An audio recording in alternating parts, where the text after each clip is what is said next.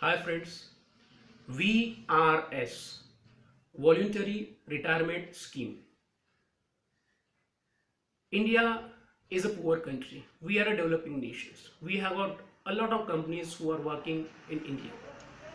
We are not a developed country. In India, the laws regarding labor are too many and they cater the needs of the laborers in all aspects of their working life. One of the most important point as far as the life and the working of laborers is concerned is VRS, Voluntary Retirement Scheme.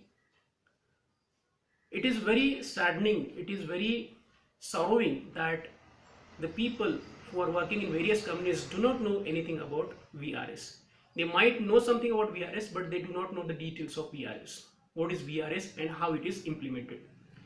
It is the duty of every laborer to understand the basics of VRS. It is the duty of every laborer to understand the pits and falls, ifs and buts of the VRS. We are all laborers. You are a laborer. I am a laborer. So if in case there is a scheme which is to be introduced by the companies where we are working, then we have to know all the details about VRS. In this short video, I would like to cover the details regarding VRS. The first important thing, what really is VRS? As the name suggests, VRS is voluntary. It is not compulsory. So when the company who is willing to offer the scheme of VRS, that company only can offer the scheme, but it is up to the laborers, it is up to the people who are working in that company to accept it or to reject it. No company in India can force you, no company in India can compel you to accept the VRS scheme as it is. It is the sole liberty of the laborers to accept it or reject it. Suppose I am a worker who is working in some company and the company has introduced the scheme of VRS. Now the company can introduce it, but it is up to me whether I would like to accept it or not. Nobody can compel me to accept it. This is first thing. There is no compulsion. That is why the word is written as voluntary. The second point, to whom it is applicable, whether it is a government company or if it is a private company. To both of the companies, the scheme of VRS is applicable, equally applicable. I know that government companies are different and private companies are different. Whether the company is big, whether the company is small, it doesn't really matter. Every single company, small, big, better, government company, private company, for every company, VRS scheme is applicable. I can understand that this scheme which is to be implemented by government companies, they must be having some different rules. They have got some different rules, and the rules for the private companies are different.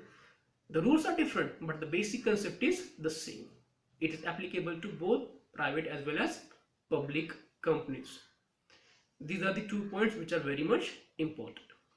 Now let us come to the point why VRS is being offered, or why some companies take the assistance of VRS. What is the need behind taking the assistance of VRS? We all know there is a tremendous competition. Some companies go to the sky high. They really make huge number of profits. But there are some companies who are not able to make profit. They sink very low in this competitive world.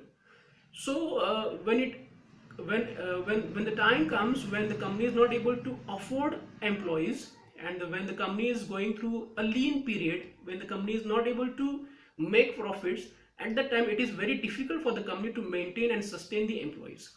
At that time they cannot remove the employees because the laws of labor are very strict in India, and the companies are not having any authority to remove or dismiss the employees straight away. There are various technical details, and there are various points which needs to be taken into consideration if you want to throw the company out of the company. So the laws are regarding the favor of labor. So it is very difficult to remove that employee from the company, and at the same time the company is not able to sustain those employees because the financial condition of the company is very poor. At that time this scheme of VRS comes into play. In this scheme, so as to reduce the number of employees from the company, because the company is going through lean phase, the company introduces the scheme of VRS. through this scheme of VRS, the company tries to eliminate eliminate the employees and get rid of them. That is why it is known as a golden handshake between the owners and the employees. As I said earlier, it is not compulsory. The company can offer it, but it is up to you whether you want to accept it or not. Suppose the company offers VRS to the employees of that particular company. What is the eligibility for being eligible to have the benefits of those VRS schemes? There are two eligibilities. First, you need to have completed at least 10 years of service in that particular company. 10 years of service. If you haven't completed 10 years of service, you cannot get the benefits of VRS. The second eligibility is that you need to be at least 40 years of age. Either you should have completed 10 years of age, 10 years of service in that company, and if you haven't completed 10 years of service in that particular company, then you must be at least 40 years of age. Either or. These two are not compulsory together.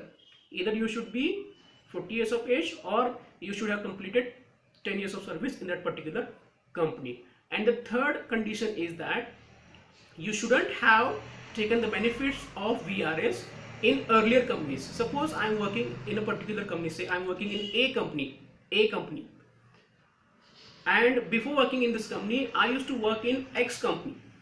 Now in X company, I had got the benefits of VRS. In that X company, I enjoyed the benefits of VRS.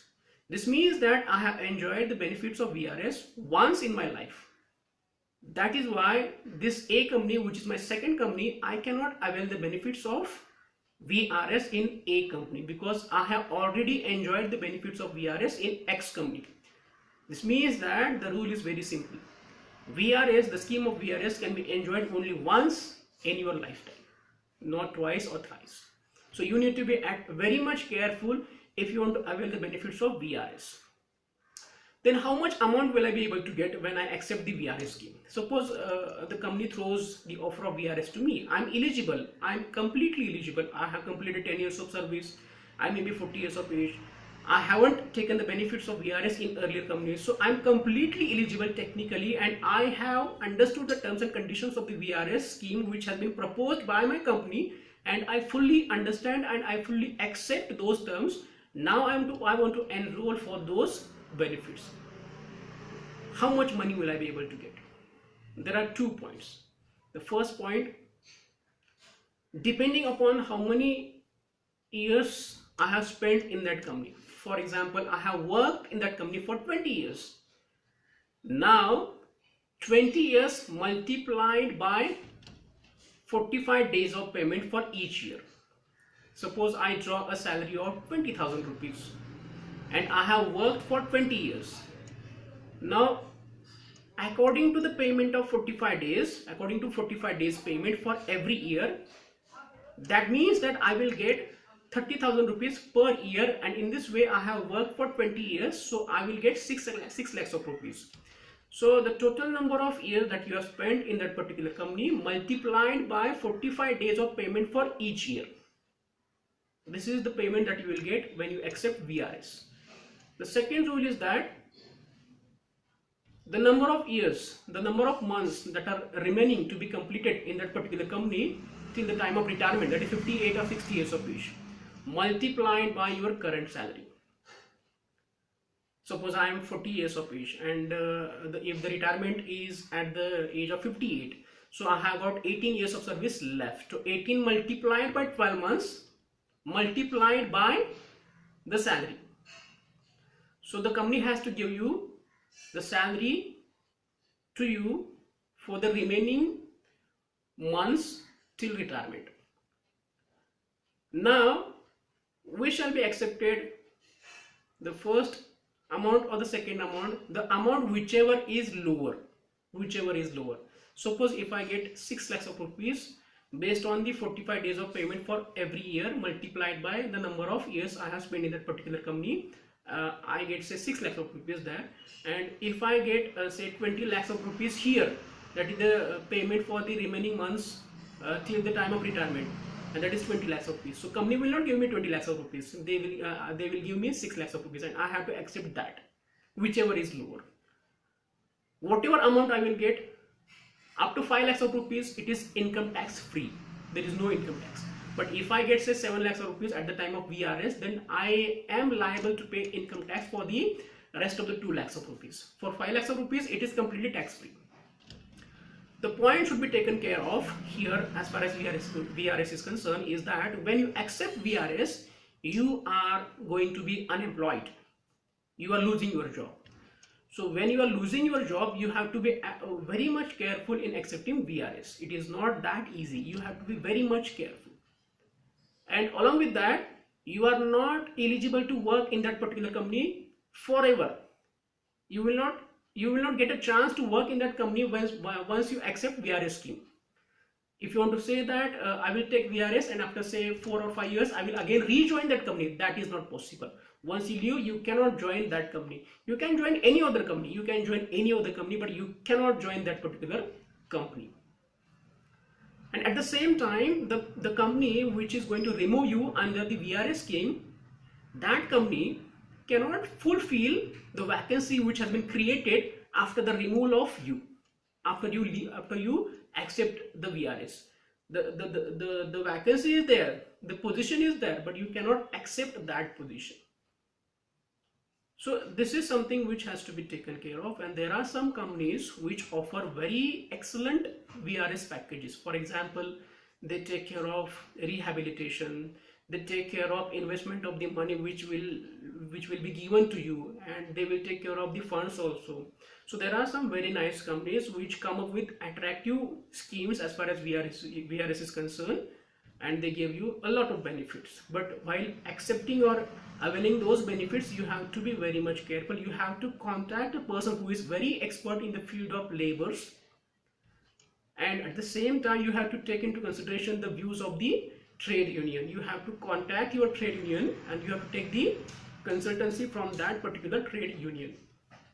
The company which is going to establish or offer you the scheme of VRS, that company has to give you a prior notice, and they have to tell you the terms and conditions. They have to explain the terms and conditions of VRS to you, and once they explain the terms and conditions, it is up to you how you study that particular terms and conditions. And when you study those terms and conditions, again it is up to you whether you want to accept it or not. The company cannot force you to get the VRS scheme applied. Please remember, make a meeting, come together, sit together, think properly, take the opinions of everybody into account, and then take a decision of VRS. VRS is a very nice scheme, but it depends upon the terms and conditions, and you are going to lose your job. It is happening, it is very happy also, it is very saddening also. So you have to plan properly, and according to that you have to avail the benefits of VRS. Thank you so much.